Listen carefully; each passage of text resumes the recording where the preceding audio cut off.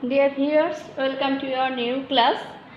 In this class, we will discuss about the past participle of the verb.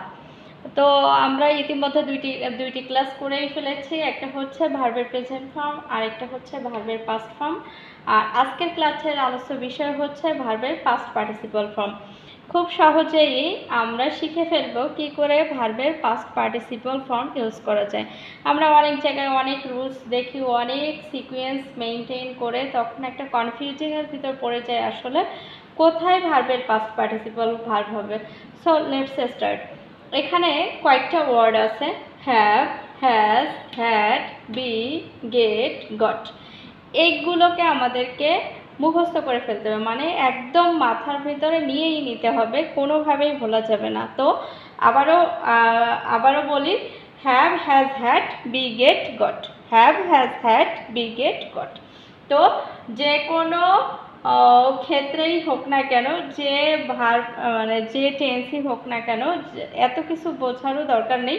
আমরা যখনই দেখব যে এই ওয়ার্ডগুলো কোথাও আছে, এরপরেই একটা প্রিন্সিপাল ভার্ব করা লাগছে, এরপরের যে ভার্বটা হবে সেক্ষেত্রে অবশ্যই ভার্বটা পাস্ট পার্টিসিপল ফর্ম হবে।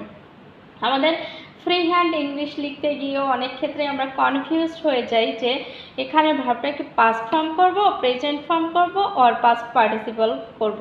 তো সকল কনফিউশনের একমাত্র একদম সংক্ষিপ্ত সলিউশন হচ্ছে যে আমাদের এই যে মাত্র 6টা ওয়ার্ড আছে, এই 6টা ওয়ার্ডকে যদি কেউ মনে রাখতে পারে তাহলে আশা করা যায় যে ভার্বের পাস্ট পার্টিসিপল করতে গেলে তাকে আর কখনো চিন্তাই করতে হবে না যে আমি এখানে কি করব।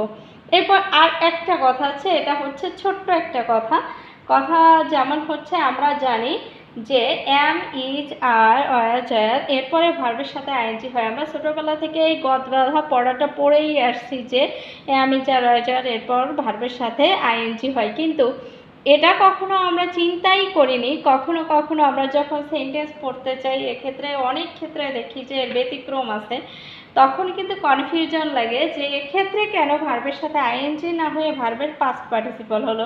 So let's start, we try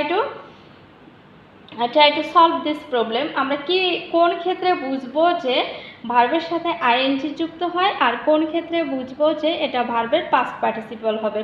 এখন আমি যদি বলি যে আমি অঙ্ক করতে পারি, ঠিক আছে। সো এখানে হচ্ছে আমি অঙ্ক করছি, এরকম যদি বলি যে আমি অঙ্ক করছি, তো এখানে কিন্তু আমি অঙ্ক করতে পারি এই সক্ষমতাটাকেই প্রকাশ করেছে, কারণ আমি যেহেতু একজন পার্সন, সো আমার অঙ্ক করার অ্যাবিলিটি থাকবে, এটাই স্বাভাবিক। তো যখন দেখব যে আমাদের যে সাবজেক্টটা আছে, এই সাবজেক্টটা যখন ভার্বের কাজটা করার সক্ষমতা রাখে, সেই সব ক্ষেত্রে আমি তার ওয়াজ এরপর ভার্বের সাথে আইএনজি যুক্ত হবে।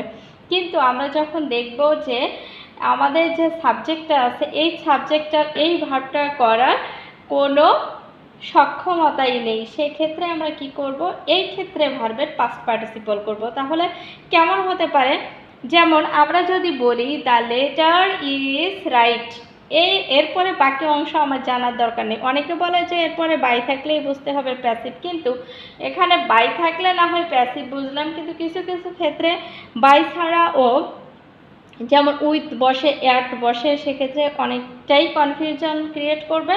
অন দ্য আদার হ্যান্ড কিছু ক্ষেত্রে দেখা যায় যে সেন্টেন্সের পরের পোর্শনে যে বাই অথবা উইথ থাকে, এসব কিছু থাকেই না, তাহলে কি করে বুঝবো যে এটা প্যাসিভ সেন্স। তো সেক্ষেত্রে সংক্ষিপ্ত এবং সহজ সমাধান হচ্ছে আমাদেরকে সাবজেক্ট আর ভার্বের মধ্যে একটা সম্পর্ক ক্রিয়েট করতে হবে যে আমাদের এই সাবজেক্টটা কি ভার্বের কাজ করতে পারে কি পারে না। সাবজেক্ট যদি ভার্বের কাজটা করতে পারে তাহলে ভার্বের এই যে আমাদের যে বি ভার্বের যে ফর্মটা আছে, বি ভার্বের ফর্ম আমরা জানি 5টা ফর্ম, এম, ইজ, আর, ওয়াজ, আর, এই যে 5টা ফর্ম আছে, এই 5টা ফর্মের পরে ভার্বের সাথে আইএনজি যুক্ত হবে।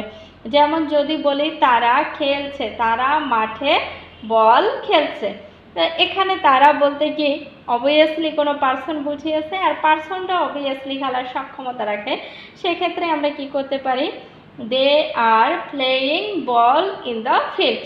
কিন্তু আমরা যদি বলি যে বল খেলা হচ্ছে, সেক্ষেত্রে কি হবে, তাহলে কি হবে, দ্য বল ইজ, এবার আমরা থেমে যাব, তাই